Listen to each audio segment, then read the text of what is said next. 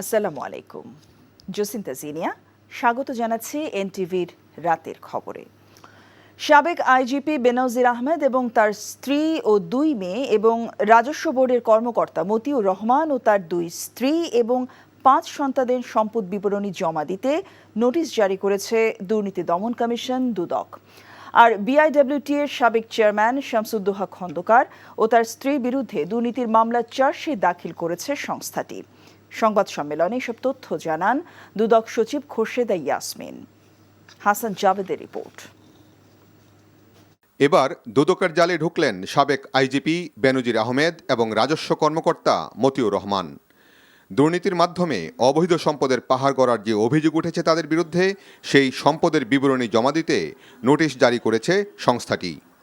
অনুসন্ধানে তাদের বিরুদ্ধে জ্ঞাত আয় বহির্ভূত সম্পদ অর্জনের প্রাথমিক প্রমাণ পাওয়ায় সম্পদের হিসাব জমা দিতে নোটিশ জারির কথা জানান দুদক সচিব।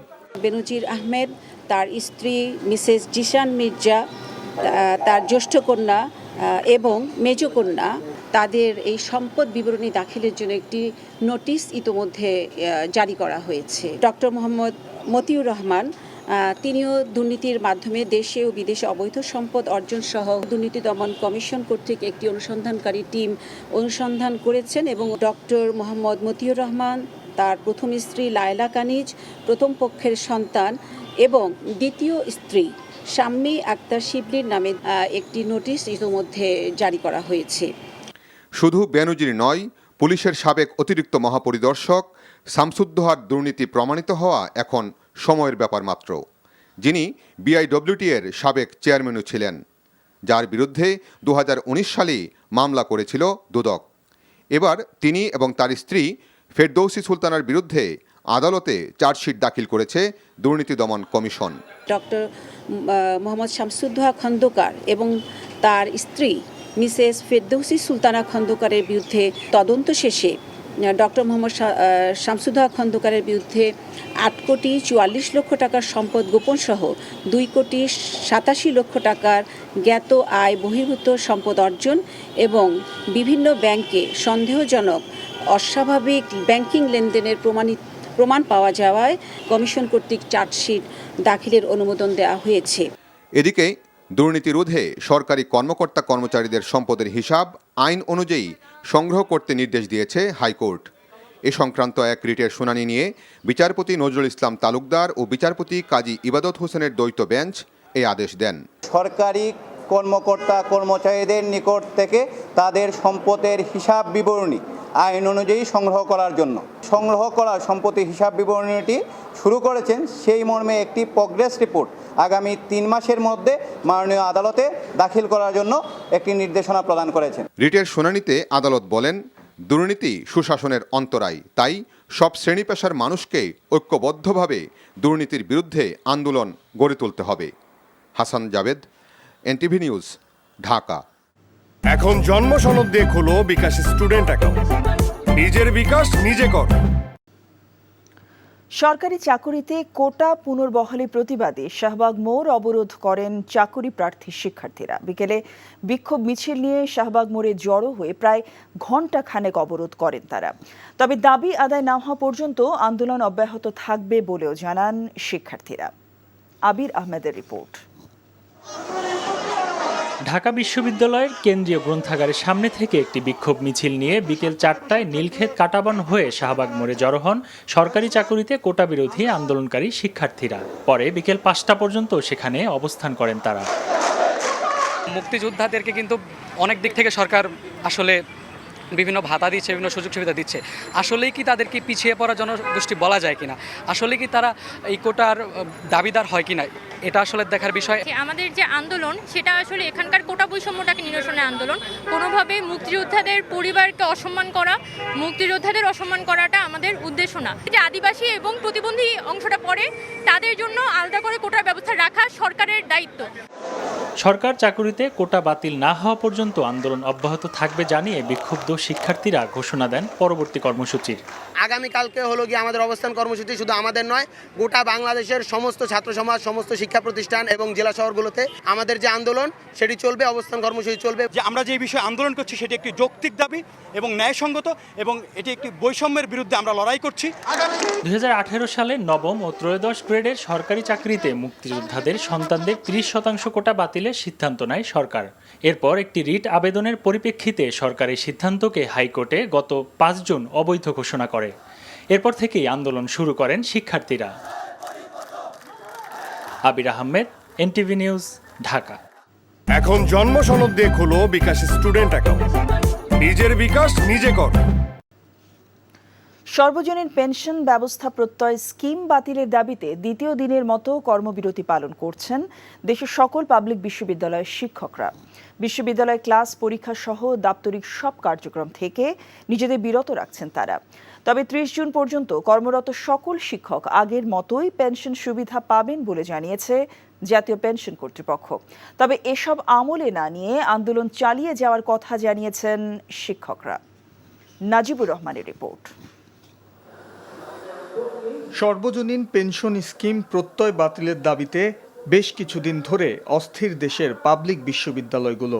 সোমবার থেকে সর্বাত্মক আন্দোলনে গেছেন শিক্ষকরা। এতে অচল হয়ে পড়েছে দেশের পাবলিক বিশ্ববিদ্যালয়গুলো। ক্যাম্পাসে নেই শিক্ষার্থীদের আনাগোনা। সরকার ঘোষিত প্রত্যয় স্কিম বৈষম্যমূলক দাবি করে শিক্ষক নেতারা বলছেন, বিশ্ববিদ্যালয় শিক্ষকদের এই স্কিমের আওতায় এনে তাদের জিম্মি করা হচ্ছে। 13ই মার্চ রাতের অন্ধকারের মতোই দিনের বেলা কারসাজি করে হঠাৎ করে স্বশাসিত, স্বায়ত্তশাসিত, রাষ্ট্রায়ত্ত ব্যাংকের জন্য নতুন এই স্কিমটি আপনারা জুড়ে দিলেন। কত ক্ষমতাবান সরকার! আমাদের এই যে 3 দফা আমরা দাবি দিয়েছি, প্রত্যেক স্কিম প্রত্যাহার, তারপর আমাদের সুপার গ্রেড, আরেকটি হলো যে আমাদের স্বতন্ত্র বেতন স্কেল। তাহলেই কিন্তু আমার মনে হয় যে আমাদের দাবিগুলো পূরণ করলে আমরা ক্লাসে ফেরত যাব। এ অবস্থায় শিক্ষকদের অভয় দিয়ে সংবাদ বিজ্ঞপ্তি প্রকাশ করেছে জাতীয় পেনশন কর্তৃপক্ষ। বিজ্ঞপ্তিতে বলা হয়, জুলাইয়ের 1 তারিখ থেকে যুক্ত হওয়া শিক্ষক কর্মকর্তা কর্মচারীরা প্রত্যয় স্কিমের আওতায় থাকবে। তবে তাদের এই বক্তব্য নিয়ে সন্তুষ্ট নয় শিক্ষকদের শীর্ষ সংগঠনগুলো। এদিকে পাবলিক বিশ্ববিদ্যালয়ে শিক্ষকদের আন্দোলন নিয়ে অর্থমন্ত্রী আবুল হাসান মাহমুদ আলী বলেন, শিক্ষকদের আন্দোলন অযৌক্তিক। শিক্ষকরা যে এখন আন্দোলন করছে, এটা কি স্যার লজিক্যাল কোনো কিছু মনে করেন? এটা কি করা উচিত? না, আমার মনে হয় না এটা লজিক্যাল। গত 13 মার্চ অর্থ মন্ত্রণালয় থেকে প্রত্যয় স্কিমের প্রজ্ঞাপন জারির পর থেকেই এর বিরুদ্ধে সরব হন বিশ্ববিদ্যালয়ের শিক্ষকদের সংগঠনগুলো। Najibur Rahman, NTV news, Dhaka. 11 দিনের চিকিৎসা শেষে হাসপাতাল থেকে বাসায় ফিরলেন বিএনপি চেয়ারপারসন বেগম খালেদা জিয়া।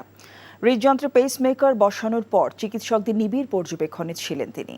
শঙ্কামুক্ত হওয়ায় এভেকে হাসপাতাল থেকে বাসায় ফিরলেও চিকিৎসকদের তত্ত্বাবধানে থাকবেন বেগম খালেদা জিয়া। তবে উন্নত চিকিৎসার জন্য তাঁকে বিদেশে নেওয়া প্রয়োজন বলে জানান খালেদা জিয়ার ব্যক্তিগত চিকিৎসক।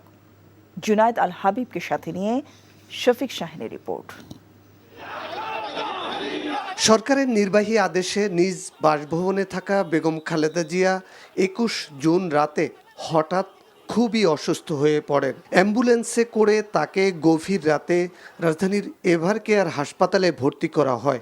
অসুস্থতা বেড়ে গেলে 23 জুন বিশেষজ্ঞ চিকিৎসক দল খালেদা জিয়ার হৃদযন্ত্রে পেসমেকার বসান। তারপর হাসপাতালে চিকিৎসকদের নিবিড় পর্যবেক্ষণে ছিলেন বিএনপি চেয়ারপারসন।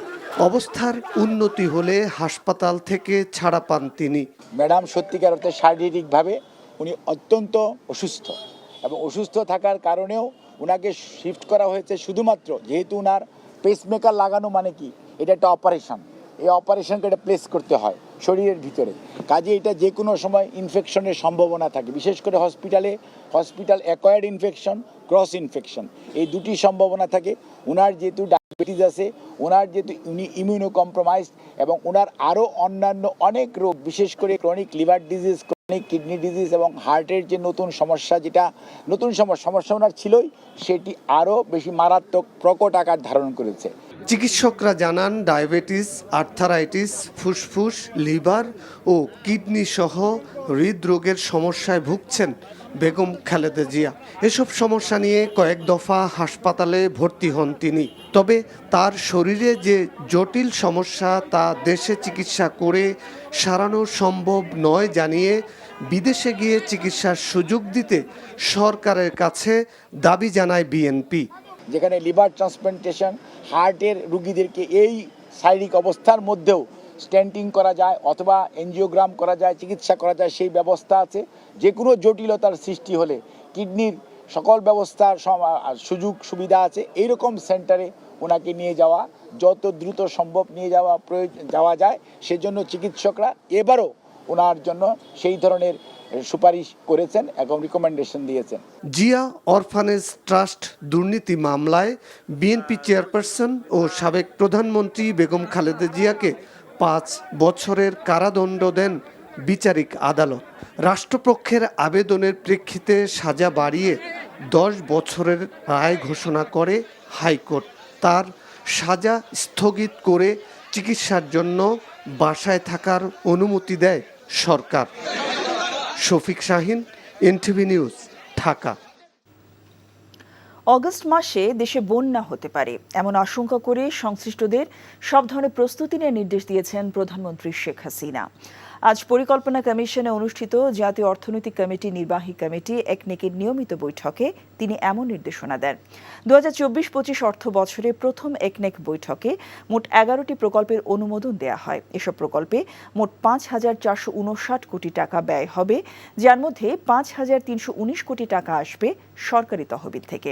বৈদেশিক সহায়তা থেকে 140 কোটি এবং বাস্তবায়নকারী সংস্থা নিজস্ব অর্থায়ন থেকে ব্যয় হবে 105 কোটি টাকা। বৈঠক শেষে সংবাদ সম্মেলনে পরিকল্পনা বিভাগের সিনিয়র সচিব সত্যজিৎ কর্মকার জানান, বন্যার আশঙ্কা থেকে জনগণের ক্ষয়ক্ষতি কমিয়ে নিয়ে আসতে সংশ্লিষ্ট সবাইকে এখন থেকেই প্রস্তুতি নেওয়ার নির্দেশ দিয়েছেন প্রধানমন্ত্রী শেখ হাসিনা। বন্যা হওয়ার সম্ভাবনা আছে এবং মাননীয় প্রধানমন্ত্রী এটি একদম ক্যাটাগরিক্যালি বলেছেন যে বৃষ্টি যেভাবে বাড়ছে আমাদের উজানে, আমরা সেটার একটা ইফেক্ট আমাদের উপর পড়বে এবং আগস্টে একটা বন্যা হওয়ার উনি আশঙ্কা ব্যক্ত করেছেন এবং সকলকে উনি এই বন্যাকে মোকাবেলার জন্য একটা প্রস্তুতি নেওয়ার জন্য আগাম নির্দেশনা দিয়েছেন। আজকে সবাই দেশের মানুষকে রক্ষা করার জন্য আমাদেরকে প্রস্তুতি নিতে বলেছেন। বিএনপি চেয়ারপারসন বেগম খালেদা জিয়ার মুক্তির দাবিতে চট্টগ্রামে শনিবারে জনসভা থেকে নতুন আন্দোলনের সূত্রপাত হবে এমন হুঁশিয়ারি করেছেন বিএনপি স্থায়ী কমিটির সদস্য আমির খসরু মাহমুদ চৌধুরী। বিকেলে শ্রমিক দলের চট্টগ্রাম বিভাগীয় বুনিয়াদী প্রশিক্ষণ কর্মশালার সমাপনী ও সনদ বিতরণ অনুষ্ঠানে প্রধান অতিথির বক্তব্যে তিনি কথা বলেন। দেশের মানুষের অধিকার এবং বিএনপি চেয়ারপারসনের মুক্তি একই সূত্রে গাঁথা বলে মন্তব্য করেন তিনি। আমির খসরু অভিযোগ করেন, সত্যিকার অর্থে শ্রমিকদের দাবি নিয়ে কাজ করা অনেক নেতার বাড়িঘরে হামলা হয়েছে। অন্যদিকে নেতৃত্বে থাকা অনেকে সরকারের সঙ্গে হাত মিলিয়ে গার্মেন্টস শ্রমিকদের অধিকার নিয়ে কোনো আগ্রহ দেখাচ্ছেন না। দেশনেত্রী গণতন্ত্রের মার মুক্তি, গণতন্ত্রের মার মুক্তির সাথে এই দেশের মানুষের অধিকার অঙ্গাঙ্গিভাবে জড়িত, এটাকে আলাদা করা যাবে না। ইনশাআল্লাহ চট্টগ্রাম থেকে আগামী শনিবার 6 তারিখে আবারও নতুনভাবে আন্দোলনের সূত্রপাত হবে চট্টগ্রামের এই জনসভা থেকে। কদিন পরপরই ডিমের বাজারে কারসাজি করে কোটি কোটি টাকা হাতিয়ে নিচ্ছে মধ্যস্বত্বভোগী সিন্ডিকেট। এমন অভিযোগ করে জাতীয় ভোক্তা অধিকার সংরক্ষণ অধিদপ্তর বলছে, পাইকারি পর্যায়ে কয়েক দফায় অযথা হাতবদল হয়ে দাম বেড়ে যাচ্ছে ডিমের। বিভিন্ন পর্যায়ে ডিম ব্যবসায়ীদের সাথে মতবিনিময় সভায় সংস্থাটি আরও জানায়, SMS এর মাধ্যমে যে চক্র ডিমের বাজারে কারসাজি করছে তাদের বিরুদ্ধে কঠোর ব্যবস্থা নেওয়া হবে। হাসানুল শাওনের রিপোর্ট। সাম্প্রতিক সময়ে কয়েক দফা ওঠানামা করে ডিমের দাম। কোরবানি ঈদের পরপর প্রতি ডজন ডিমের দাম পৌঁছায় 170 থেকে 180 টাকায়। তবে এখন রাজধানীর বাজারে কমছে ডিমের দাম। ফার্মের মুরগির লাল ডিমের ডজন বিক্রি হচ্ছে 145 থেকে 150 টাকায়। খুচরা বিক্রেতারা বলছেন, আড়তদার ও পাইকাররাই ডিমের দাম নিয়ন্ত্রণ করে। আরে আপনাদেরকে বলবে একটা, আমাদেরকে বলবে আরেকটা। বাজার যে রেট ওই রেটই আমরা বিক্রি করি, কোনো বাড়াবাড়ি কোনো কাজ করি না। তবে নিজেদের দোষী মানতে নারাজ ডিমের আড়তদার সহ বিভিন্ন স্তরের পাইকাররা। মঙ্গলবার ভোক্তা অধিকার সংরক্ষণ অধিদপ্তরের কার্যালয়ে মতবিনিময় সভায় তারা বলেন, সামান্য মুনাফা করে ডিম বিক্রি করেন তারা। এক ডিমে আমরা 20 থেকে 30 পয়সা আমরা প্রফিট করি, আমাদের সমস্ত এভিডেন্স আছে। আমরা তদন্ত করে দেখেছি তো আপনারা জরিমানা করা হয়েছে তো স্যার। হ্যাঁ, আপনি তো 5 বছর রাখেন না। না, ওই সময় আমি রাখিনি, আনএক্টিভ ছিলাম স্যার। আমি খামারির নাম জানেন? হ্যাঁ আছে, কিন্তু আমি নিয়ে আসি নাই স্যার, আমি দিতে পারবো। খামারির কাছ থেকে আনেন, আপনি ফোন নাম্বার আমার ঘরে আছে স্যার। তবে উৎপাদকরা জানান, খামার পর্যায়ে উৎপাদন খরচ বিবেচনায় নিয়ে ন্যায্য দামে ডিম বিক্রি হলেও পরে বিভিন্ন হাত বদলে দাম বেড়ে যাচ্ছে ডিমের। উৎপাদকের পরে ভোক্তা পর্যন্ত যাওয়ার সময় এখানে এই 4-5 হাত হতে দেওয়া যাবে না। এখানে একটা হাত 2টা হাত পর্যন্ত গেলে এটা কিন্তু দেখবেন 12 টাকার মধ্যেও কিন্তু আমরা আমাদের ভোক্তাদেরকে ডিম দিতে পারবো। ভোক্তা অধিকার সংরক্ষণ অধিদপ্তরের অভিযোগ, মধ্যস্বত্বভোগীরাই বারবার ডিমের বাজার অস্থির করছে। আমাদের অভিযানে বেরিয়ে আসছে, ডিমটা যখন ট্রাকে আসে ওই ট্রাকে বসে আপনার 3 বার বিক্রি হচ্ছে। এই ব্যক্তিগুলো কারা? এবং সেখানে যদি একটা লোক 1 লক্ষ ডিমের জন্য ইনভেস্ট করে 10 লক্ষ টাকা, তার এক রাতে 1 লক্ষ টাকা প্রফিট হচ্ছে। ডিমের দাম নির্ধারণের জায়গাটা অন্য জায়গায় চলে গেছে। সেটি হলো টোটালি SMS এর মাধ্যমে হচ্ছে। যে যারা এটা করছে আমরা তাদের বিরুদ্ধে কঠোর অবস্থানে যাব। পাইকারি পর্যায়ে ব্যবসায়ীরা পাকা রসিদ ছাড়া ডিম ক্রয় বিক্রয় করলে তাদের শাস্তির আওতায় আনা হবে বলেও জানিয়েছে ভোক্তা অধিকার সংরক্ষণ অধিদপ্তর। Hasanul Shaon, NTV news, Dhaka. 3 টাকা বাড়িয়ে 12 কেজি তরলীকৃত পেট্রোলিয়াম গ্যাস LPGর দাম 1366 টাকা নির্ধারণ করেছে এনার্জি রেগুলেটরি কমিশন BERC। দুপুরে সংবাদ সম্মেলনে BERC চেয়ারম্যান নুরুল আমিন জানান, সৌদি আরামকো ঘোষিত জুলাই মাসের সৌদি সিপি অনুযায়ী এ মাসের জন্য ভোক্তা পর্যায়ে বেসরকারি LPGর দাম সমন্বয় করে এই দাম নির্ধারণ করা হয়েছে, যা আজ থেকেই কার্যকর হয়েছে।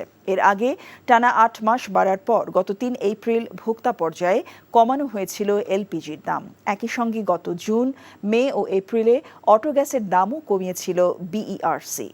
জুন, মে ও এপ্রিলে অটো গ্যাসের মূসক সহ দাম প্রতি লিটার 62 টাকা 53 পয়সা, 63 টাকা 92 পয়সা ও 66 টাকা 21 পয়সা নির্ধারণ করেছিল সংস্থাটি। 0.01 টাকা, সেটা এই মাসে হয়েছে 118.47 টাকা, অর্থাৎ 46 পয়সা বেড়েছে। কোম্পানি বিক্রি করে 1271 টাকায়, পাইকারি বিক্রি করবে 1321 টাকায় এবং খুচরা বিক্রেতা বিক্রি করে 1366 টাকায়।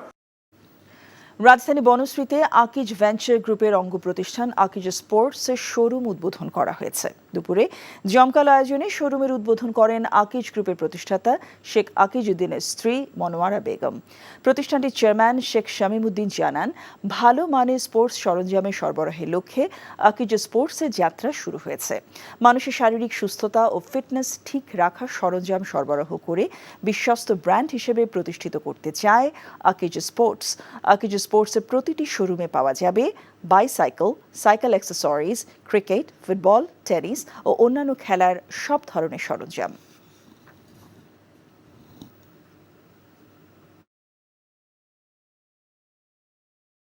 টি-20তে বাংলাদেশ কখনোই ভালো দল নয় উল্লেখ করে বিশ্বকাপে পারফরমেন্সে সন্তুষ্টি প্রকাশ করেছেন বিসিবি সভাপতি। অভিজ্ঞরা হতাশ করলেও তরুণদের আত্মবিশ্বাসী লড়াইয়ে মুগ্ধ নজমুল হোসেন পাপন। তবে সেমিফাইনালে সুযোগ থাকলেও আফগানিস্তানের বিপক্ষে বাংলাদেশের ম্যাচ পরিকল্পনা আরও ভালো হতে পারত বলে মানছেন তিনি। মমিনুর রিপনের রিপোর্ট। দীর্ঘ 4 ঘন্টা ব্যাপী বিসিবির একাদশ বোর্ড সভা শেষে প্রায় 1 ঘন্টার সংবাদ সম্মেলন। টি-20 বিশ্বকাপ নিয়ে আলোচনাটা হলো টেস্টের মতোই ধীর স্থির।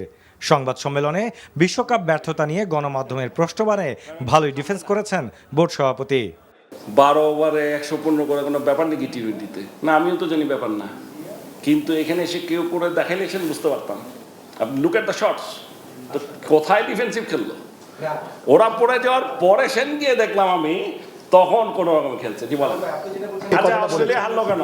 আচ্ছা বলেন তো, অস্ট্রেলিয়া না পারলে এটা বাংলাদেশের উপর দিয়ে যাবে। দাঁড়ান, এই মাঠে অস্ট্রেলিয়া হারলে ঠিক আছে আফগানিস্তানের সাথে 12 ওভার পর্যন্ত উই শুড হ্যাভ ফট টু উইন, এইটা যদি বলেন ঠিক আছে। এবারের আসরে তরুণরা ভালো করলেও অভিজ্ঞদের পারফরমেন্সে হতাশ নাজমুল হাসান। T20 যেটাতে নাকি আমরা বেশ পিছনে, এরকম একটা দলে বিশ্বকাপ খেলতে পাঠাচ্ছি যেখানে 5টা নতুন ছেলে। This is number 1. It was a bit risky decision. প্রথম রাউন্ডে যে খেলাটা বাংলাদেশ ভালো খেলেছে এবং শ্রীলঙ্কার সাথে তো অবশ্যই ভালো খেলেছে, সবচেয়ে ভালো খেলেছে সাউথ আফ্রিকার সাথে। আমার বুকের ব্যথা শুরু করে দিয়েছিল নেপালের সাথে খেলা দেখতে গিয়ে তো বুক ব্যথা শুরু হয়ে গেছে। আরে কি মুশকিল। দল পারফরমেন্স খারাপ করলে সমালোচনা হবেই, তবে কোনো ক্রিকেটারের উপর ব্যক্তিগত আক্রমণ হলে তা নিয়ে কোনো ছাড় দেবে না বিসিবি। সমালোচনা হবে, ক্রিটিসিজম হবে, মানুষ রাগ করবে, উই এগ্রি। একটা ক্রিকেট প্লেয়ার একটা দেশের রিপ্রেজেন্ট করতে যাচ্ছে, তাকে নিয়ে এইরকম মন্তব্য, ওর কথাটা চিন্তা করেন। ওর খেলা তো দূরে থাকবে, বাড়ি ফিরবে কেমনে দেশে, মা বাবা ভাই বোনদের কাছে মুখ দেখাবে কেমনে। ভারতের বিপক্ষে ম্যাচে তাসকিন আহমেদের বাস মিস করা, বিশ্বকাপ খেলতে গিয়ে বিভিন্ন অনুষ্ঠানে ক্রিকেটারদের অংশগ্রহণের অভিযোগ থাকলেও এসব নিয়ে এখনই কোনো সিদ্ধান্ত আসতে চায় না cricket board. Mominur Ripon, NTV news, Dhaka. এদিকে মেজর লিগ ক্রিকেট খেলতে যাওয়ার আগে নিজের ক্যারিয়ার নিয়ে পরিকল্পনা জানিয়েছেন সাকিব আল হাসান। আপাতত 2টি ফ্র্যাঞ্চাইজি টুর্নামেন্ট ও পাকিস্তানের বিপক্ষে টেস্টে মনোযোগ দিতে চান এই অলরাউন্ডার। এছাড়াও বিশ্বকাপে ব্যাটিং ভালো হলে ম্যাচ জেতা সম্ভব হতো বলে জানিয়েছেন তিনি। যে ধরনের রেজাল্ট হওয়ার সুযোগ ছিল ওইভাবে পারিনি। আমাদের হয়তো ইনিশিয়াল টার্গেটটা পূরণ হয়েছে, সেই দিক থেকে আমরা সাকসেসফুল। বাট আমাদের আসলে যে একটা অবস্থাতে ছিলাম, যে জায়গায় যাওয়ার সুযোগ ছিল, সেই জায়গাটাতে তো অবশ্যই আমরা যেতে পারিনি। সেটা আমাদের জন্য একটু হলেও হতাশাজনক। নিজের নিয়ে এখনও তেমন কোনো প্ল্যান নেই। এখন আপাতত প্ল্যান হচ্ছে যে 2টা T20 টুর্নামেন্ট আছে আমার সামনে। একটা হচ্ছে MLC, যেটার জন্য এখন যাচ্ছি, এবং এর পরপরই থাকবে হচ্ছে গ্লোবাল T20, যেটা কানাডাতে। পরপর এই 2টা টুর্নামেন্ট খেলি, দেখি আমার নিজের কী অবস্থা। এরপরে দেশের জন্য তো ইন্টারন্যাশনাল ক্রিকেট যেটা আছে, যে পাকিস্তানের সাথে টেস্ট সিরিজ। সো আপাতত প্ল্যান এতটুকুই। এই ছিল রাতের খবরে। এই খবরের ভিডিও সহ আপডেট জানতে ভিজিট করুন NTV অনলাইন www.ntvbd.com। এছাড়াও NTV জনপ্রিয় সব অনুষ্ঠান ও খবরের আপডেট জানতে ভিজিট করুন আমাদের ইউটিউব ভেরিফাইড ফেসবুক পেজ। রাত 1টায় মধ্যরাতের খবর দেখার আমন্ত্রণ জানিয়ে শেষ করছি। সবাইকে ধন্যবাদ, শুভরাত্রি।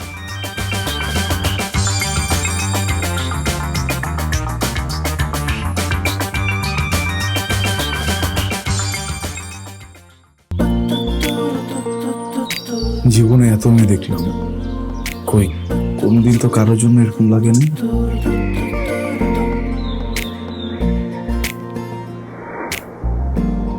কে এটা? এত মায়া। কেমন আছেন আঙ্কেল? কোন দিক দিয়ে দেখে আমার আঙ্কেল মনে হয়? আরে আপনি আমার মামার ফ্রেন্ড না? কোন মামার ফ্রেন্ড? শামীম মামা। শামীম মামা। আস্তাগফিরুল্লাহ। কি করছিস তুই? এটা আমার ভাগ্নি মায়া। আমি নাই মামা। Thank you uncle. এই আগে জানলে আমি জীবনও স্বামীর সাথে মিশতাম না। জীবনের প্রথম একটা আমি ভালো লাগলো, সেইটা নাকি বন্ধুর ভাগ্নি।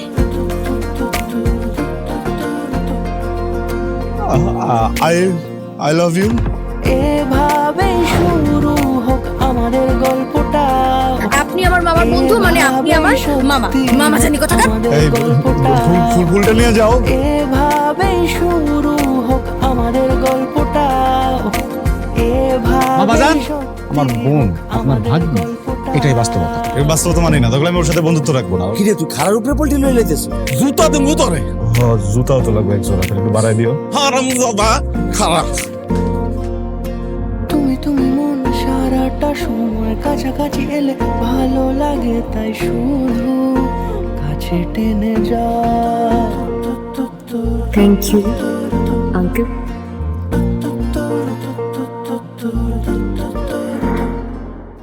এখন জন্ম সনদ দিয়ে খোলো বিকাশ স্টুডেন্ট অ্যাকাউন্ট। নিজের বিকাশ নিজে কর।